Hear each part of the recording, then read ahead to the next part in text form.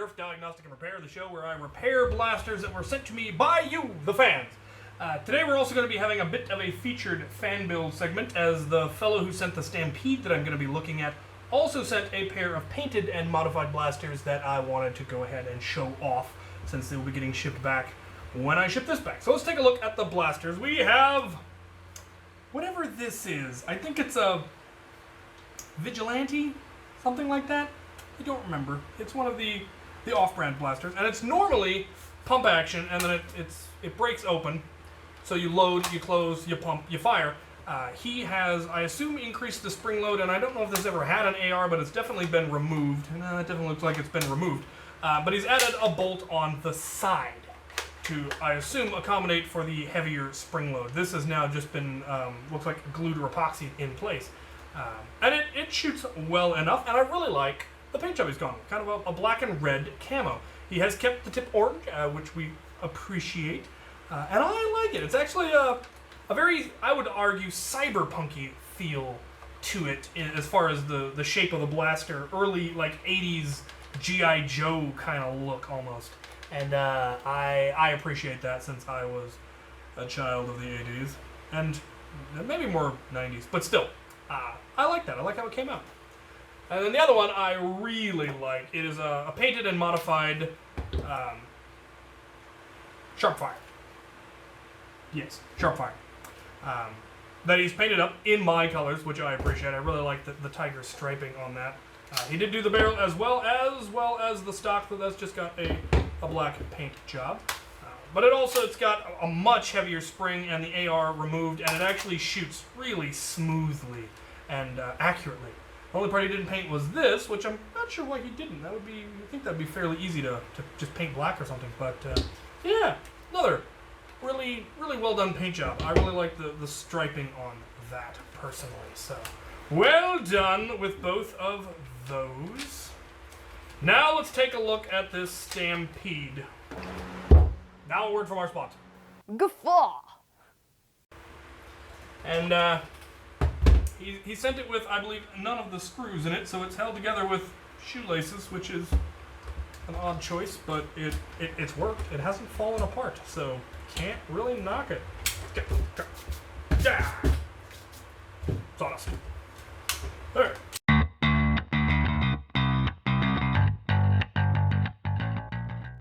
Alright. We got that off. Let's open it up and take a look. Doesn't appear to be any corrosion on the actual leads, though there is definitely corrosion in there. And, oh Lord.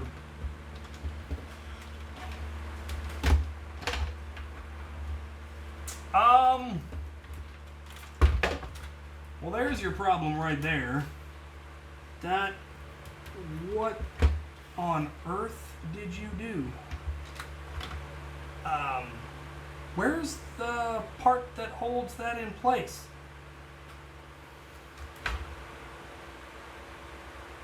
Oh, there's a lot of corrosion on that motor. I doubt that motor will spin. Oh, there's corrosion on the leads. Lord have mercy. Okay. Well, question one. Does the motor even work? Then we can start looking at, well, if it doesn't, then we're done. If the motor works, then we can start looking at switches and see if any of the switches have gotten corroded out to the point of no longer working. I am gonna need a battery. I don't know. No, I'm still got some juice. My alligator clips. Fine, we'll go with one. There's the other. Okay. Here we go. Negative. Positive.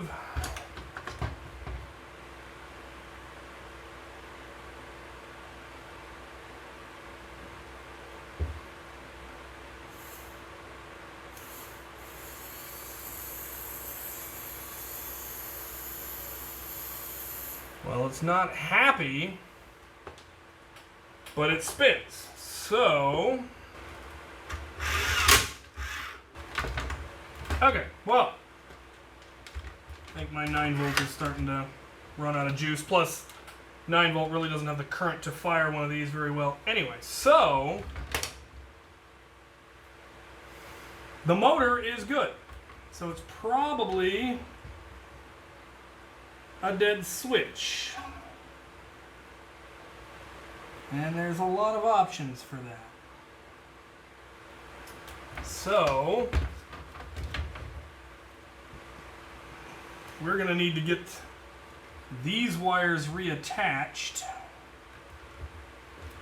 And that's not going to be easy, given that some monkey has really laid waste to this thing. While we wait for the soldering iron to heat up, we're gonna discuss what would be the normal process of diagnostics, though it is entirely possible that I'm not actually going to do that. So we've established that the motor is okay, which means if there was an issue with it not having power, which we won't know until I've got these hooked up and then try the switches, put a magazine in, close the jam door, do all of that. Given that there definitely appears to be water damage in here, or dirt, and I mean that's why there's all this dirt and stuff in here. It's entirely possible that one of the switches has become so corroded that it's no longer working.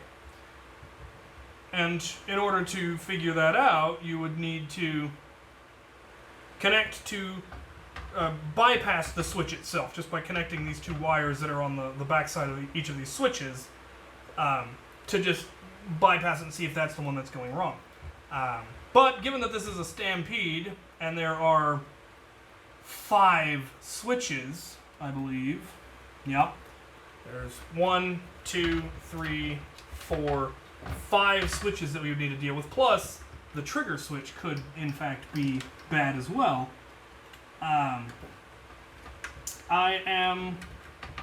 Did he put that on the wrong way?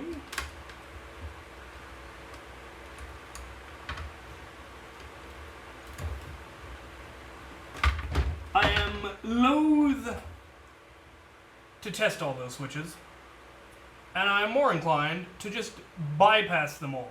I'd like to leave this one in, if possible, the magazine sensor switch. Though that one, given that it won't even return all the way, and there appears to be, I don't know, the remains of a nest? A web of some kind in it? I'm gonna bet that it's bad. So, we may end up just going straight from the battery to the trigger switch and in, which the negative already does. It's just the positive that we would need to bypass, which would be easy because we would simply have the one that's coming off of here go straight to the trigger switch and be done with it. So, yeah. Downside is there would no longer be an off switch. The off switch looks very corroded, so I doubt it's working. Plus, it's already been snapped off, so switching it's not easy. Very hot yet?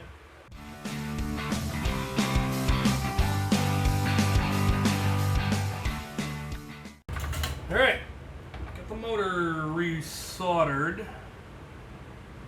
Now, let's try. Actually, it is trying, but it's not getting through. Of course, like I said, my battery's getting pretty low, so.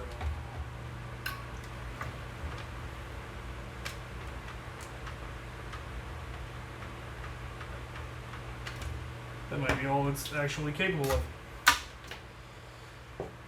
Alright, let's see if I can go hunt down my D batteries.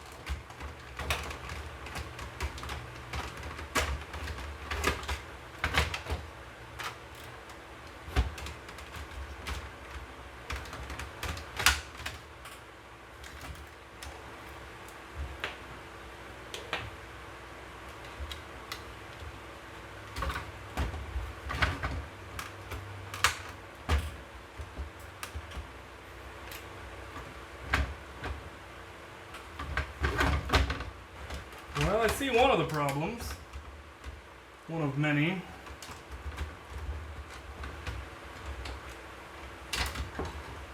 They have this end cap on upside down.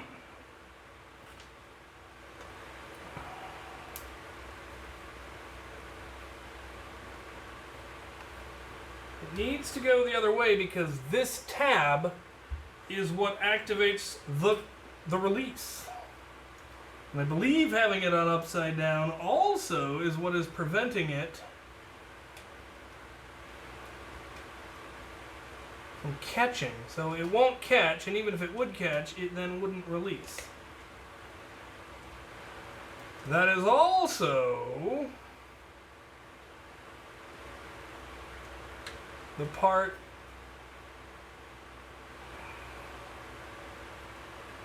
that keeps this gear from sliding back and forth.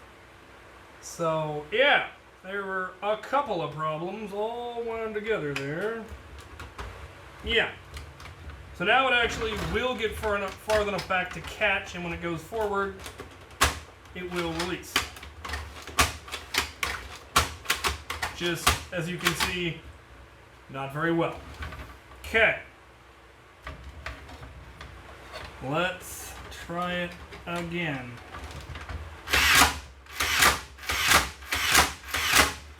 There it is. Okay. So yeah, the problem was, one, all of this was messed up, and I've resoldered that. And then you had the back end, the plunger tube cap you had on upside down, so it wasn't getting back far enough to catch. This gear was able to slip loose, and it wasn't, the part that was supposed to release the catch wasn't releasing. So all of that has now been sussed. Quite fortunately, it looks like all of the internal switches are still functional. So it's just dirty inside, but nothing actually got any actual water damage. So I will close this back up after these messages. Nerf Diagnostic and Repair is sponsored by Foam Blast, who sent me this magnificent screwdriver in my colors. It's exactly the right size for pretty much every Nerf blaster out there, and I love it. Check out their website at foamblastshop.com for all your Nerf modding needs. There we go. You will need to, of course, put the internal screws back in because it was missing the screws holding the whole plunger assembly plate in place. The motor mount is missing. Yeah, so I will send that. Hopefully you have those parts because I don't think you sent them to me. And I will get this sent back to you as soon as possible. Those? Oh, yep, you're missing those as well, looks like. Don't think I'm going to go to near the extent of tying this together that you did, because it really doesn't need it. It's not going to fall apart in a packed box, but I will.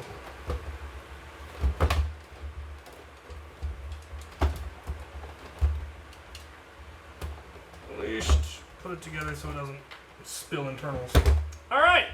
Success!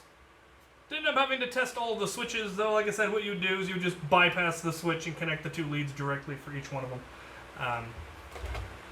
Takeaway here, make sure you reassemble things correctly. Paying very close attention when you take it apart will help. If you actually are able to tell where everything came from when you open it up. But also just in figuring out how things interact. So having that upside down, it wasn't catching anymore, and it wasn't releasing even if it did catch. And that was just a matter of that was the wrong side, so it wasn't getting all the way back, and it wasn't catching the release tab and all of that. So check your internals, pay attention to your internals, and hopefully it'll work. All right. If you have a blaster that you'd really like me to take a look at, you can contact me at the commission email address, captain.xavier.commissions at gmail. I'm really probably not going to take a whole lot right now because I'm still working on the Makerspace and I don't want things coming in until I've gotten all the stuff that I currently have out and get the place fully organized, and it's not really up to that. But if you have questions on a diagnosis, if you want some tips on how to repair it, you can email me there and I will reply back as soon as I can or when I'm able to, and give you advice on here's what I will do if you did send it to me, so you can try that, and if it works, hooray! Save ourselves a lot of trouble.